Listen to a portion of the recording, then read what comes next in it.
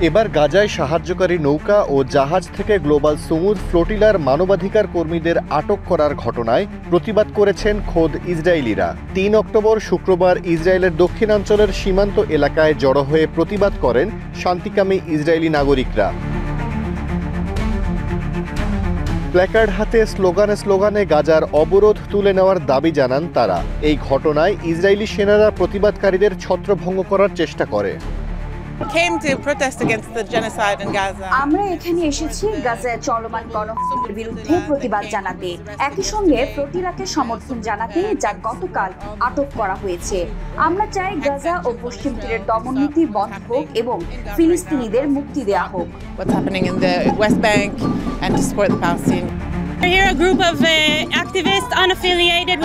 আমরা কোনো সংগঠনের সঙ্গে যুক্ত নই। আমরা এসেছি একমাত্র গাজার মানুষের প্রতি সংহতি জানাতে।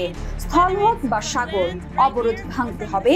ফ্লোটিলা আটক করা হয়েছে, কিন্তু আমরা বলছি গাজার অবরোধ অবিলম্বে তুলে নিতে হবে।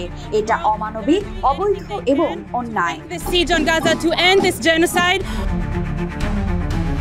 শুক্রবারের এই বিক্ষোভের আগে ২ অক্টোবর বৃহস্পতিবার আন্তর্জাতিকভাবে তীব্র সমালোচনার মুখে পড়ে ইসরায়েল। প্রায় ৪০টি নৌকা নিয়ে যাত্রা করা গ্লোবাল সুমুদ ফ্লোটিলা আটক করে ইসরায়েলি সেনারা। আটক করা হয় ৪৫০ জনের বেশি মানবাধিকার কর্মীদের, যাদের মধ্যে ছিলেন সুইডিশ অধিকার কর্মী গ্রেটা থুনবার্গও। সংগঠকরা জানায়, মারিনেট নামক একটি নৌকা তখনও গাজার দিকে যাত্রা অব্যাহত রেখেছিল। তবে অধিকাংশ কর্মীদের একটি বড় কার্গো জাহাজে তুলে তীরে নিয়ে যায় ইসরায়েলি সেনারা।